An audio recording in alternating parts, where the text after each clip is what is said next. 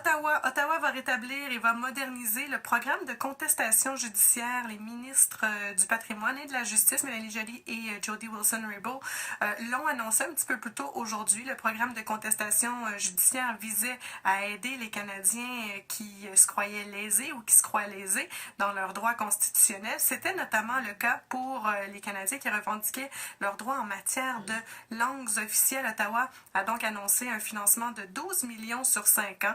Le gouvernement de Stephen Harper, je vous le rappelle, avait aboli le programme en 2006 et mettait fin par le fait même à l'aide octroyée à, vous vous en souviendrez, Gilles Caron ici, entre autres choses, ce camionneur qui contestait une contravention reçue uniquement en anglais ici en Alberta. Alors, pour mieux comprendre ce que ça représente, le retour du programme de contestation judiciaire pour les droits linguistiques, on s'entretient avec Frédéric Bérard, qui est co-directeur de l'Observatoire national en matière de droit linguistique à l'Université de Montréal. Bonjour, M. Bérard. Bonsoir. Même si la nouvelle remonte à 2006, là, on se souvient encore très, très bien de l'ire qu'avait suscité l'abolition du programme de contestation judiciaire, surtout ici en Alberta. Son retour signifie quoi exactement pour les Canadiens?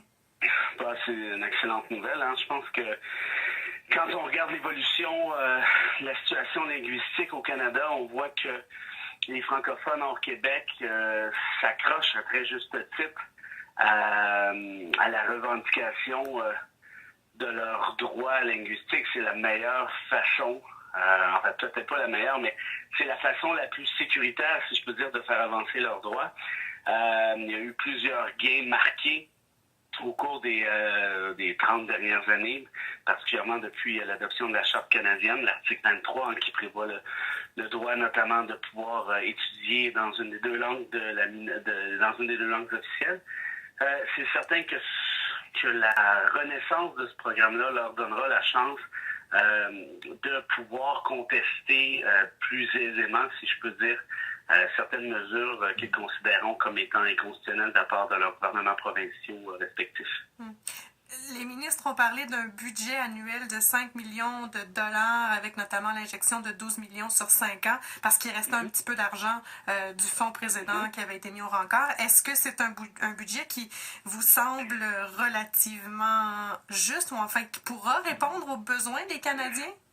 Ça me semble assez peu, pour être honnête, parce que, on parle quand même, quand on y pense, de 10 provinces. Il ne faut pas oublier les Anglo-Québécois qui pourraient aussi être, je n'ai pas vu le détail, mais qui en théorie pourraient aussi être admissibles.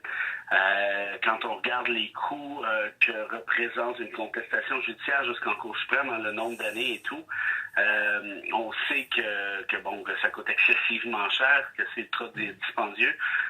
Donc 5 millions me semble relativement peu, surtout compte tenu du nombre de contestations en place actuellement.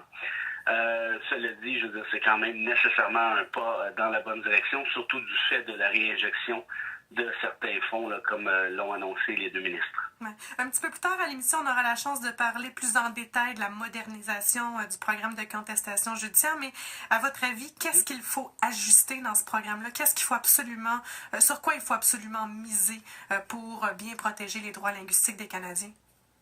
Ça va peut-être vous sembler un peu curieux parce que là, je viens de vous dire que c'est peut-être la méthode, peut-être pas idéale, mais peut-être la méthode la plus sécuritaire, c'est-à-dire revendiquer devant les tribunaux ces droits linguistiques à titre de minorité officielle. Mais j'ignore comment on pourrait le faire dans le détail, mais s'il était possible et vous me demandez de réfléchir à une solution comme ça rapidement, je vous dirais qu'il y a peut-être de créer un système de médiation encadré par un juge, par exemple, ou, disons, les francophones hors Québec pourraient, par ce même système, discuter, entrer en négociation, si je peux dire, avec leur gouvernement provincial respectif. Par exemple, je ne sais pas moi, sur la question des écoles des minorités francophones, on pourrait, au lieu de débuter tout ça en Cour supérieure et qu'on en finisse en Cour suprême, entrer justement dans une espèce de période de négociation, un peu comme l'ont fait les francophones du Yukon récemment. Vous vous rappelez la décision de la Cour suprême dans la Commission scolaire francophone du Yukon, où on a retourné les parties en première instance, c'est-à-dire en Cour supérieure, et plutôt que de repartir le bal du processus judiciaire, la Commission francophone et le gouvernement territorial du Yukon se sont entendus hors cours après certaines discussions. Donc peut-être que le programme, là je pense à une solution rapidement comme ça, pourrait envisager une certaine forme, je dis de médiation, mais ça pourrait peut-être s'inspirer de ce qui se fait au Québec, ce qu'on appelle le CRA, les conférences de règlement à l'amiable, où vous avez un juge qui incite très très fortement les parties à s'entendre, qui gère le processus de négociation et ainsi de suite. Ce programme-là a des effets très très porteurs. Et je vois pas pourquoi on ne pourrait pas avoir les mêmes conséquences positives en matière de droit linguistique, surtout si on analyse la majorité des décisions de la Cour suprême et que l'on constate que les minorités linguistiques ont habituellement gain de cause. Ouais. C'est donc un outil de plus quand même pour protéger les Canadiens en situation de langue minoritaire, en situation minoritaire. J'aimerais quand même vous entendre sur un sujet un peu parallèle parce que votre observatoire, et là vous venez nous parler d'une espèce de médiation, mais votre observatoire a fait une sortie publique pour annoncer, entre autres, qu'il aimerait voir que le commissaire aux langues officielles ait plus de pouvoir et qu'il y ait même un tribunal des droits linguistiques.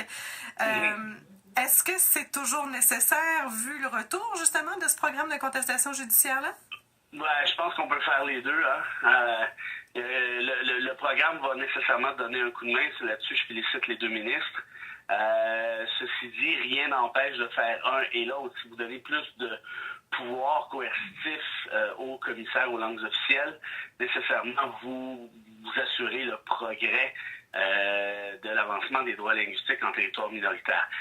Idem pour le tribunal en matière de droits linguistiques, comme on le fait en matière de droits de la personne ou autre. Je ne vois pas pourquoi on ne pourrait faire les deux simultanément. Au contraire, ce serait envoyer un message très fort que les droits linguistiques des deux langues officielles sont pris au sérieux au pays. On a fait un premier pas dans la bonne direction aujourd'hui, mais qu'est-ce qui empêche d'en faire un deuxième demain? Ouais. Je voudrais aussi vous entendre parce que je vais aller un petit peu plus loin avec vous sur justement la protection des droits linguistiques. Je voyais que quand vous avez fait cette sortie-là, il y a des gens qui ont réagi en disant ça prend peut-être pas nécessairement un tribunal, mais ça prend peut-être un commissaire qui a plus de mordant, qui soit un petit peu plus affirmé et qui sache un petit peu mieux comment aller chercher ou comment s'assurer que les détracteurs respectent finalement leur engagement. Est-ce que ça fait pas partie du problème, à votre avis? Moi, je pense que M. Fraser a fait un travail très adéquat, très respectable, compte tenu des pouvoirs qui lui sont décernés. Et j'aime pas beaucoup évaluer le travail d'un organisme à travers la prémisse de la personnalité de son leader. J'aime beaucoup plus évaluer ou analyser, si vous voulez, les structures comme telles. Et dans ce cas-ci, le commissariat pose certaines lacunes. À moins d'être un fou furieux, là, vous ne pouvez pas demander à quiconque d'en faire beaucoup plus que ce qu'a fait M. Fraser. Et de toute manière, au-delà des individus, ce qui est important, c'est de savoir comment l'organisme, justement, est structuré pour s'assurer que, dans le futur, on puisse quand même obtenir des résultats probants. Alors, dans ce cas-ci, de lui accorder à ce même commissaire ou cette commissaire des pouvoirs plus importants, je pense que c'est la clé. Et je ne vois pas ce qui achale les gens avec un tribunal des droits linguistiques. Quand vous y pensez, là, vous avez des tonnes de commissions de droits de la personne à travers le pays.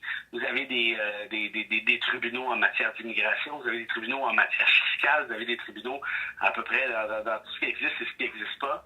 Alors, s'il est vrai que le Canada est basé en bonne partie sur le précepte des deux peuples fondateurs, ou à tout le moins sur le précepte de deux langues officielles, reconnu, à ce moment-là, je pense qu'on va simplement aller de l'avant. C'est pas du génie nucléaire, c'est assez facile de créer un tribunal dans cette optique-là, et ça pourrait s'ajouter à la proposition que je vous ai faite tout à l'heure, qui pourrait veiller à une certaine forme de règlement à l'amiable au préalable. Est-ce que le plus gros problème, c'est pas justement comment nos politiciens gèrent les droits linguistiques? C'est-à-dire que tout dépendant de qui se retrouve au pouvoir, on se retrouve avec des normes et des standards différents, là. Ben ça, c'est certain, ça, je suis obligé de vous donner raison là-dessus, parce que, je veux dire, pourquoi ces gens-là doivent se ramasser jusqu'en Cour suprême pour obtenir une petite école de quartier? C'est nécessairement parce qu'il y a des gouvernements qui sont de mauvaise foi ou qui, à tout le moins, sont parfaitement, comment je dirais, refusent de... peut-être pas de manière malicieuse, mais refuse de considérer les droits linguistiques comme étant une priorité. Et de là, l'importance justement de la Charte canadienne et de cette espèce de rempart que constituent les tribunaux. Pour le reste, est-ce qu'on peut... Vous voyez, quand je vous parlais de l'importance de ne pas trop miser sur la personnalité des individus, mais vous en avez un bon exemple, parce que vous avez des leaders politiques qui sont beaucoup plus favorables aux droits linguistiques que d'autres. Toujours est-il que ça prend des remparts beaucoup plus objectifs. Dans ce cas-ci, on a parlé des tribunaux. Et je pense que idéalement, ça va de soi, j'aimerais qu'il y ait davantage de politiciens qui soient favorables aux droits linguistiques, qui les respectent, qui en fassent la promotion, qui les considèrent comme étant une priorité, non pas seulement en parole, mais aussi en geste. On a un geste en cette faveur, en ce sens-là aujourd'hui, mais ça doit toucher aussi et davantage les gouvernements et les législatures provinciaux. Intéressant tout ça. Merci beaucoup, Frédéric Bérard. Merci à vous. Au revoir. Frédéric Bérard, qui est co-directeur de l'Observatoire national en matière de droit linguistique à l'Université de Montréal.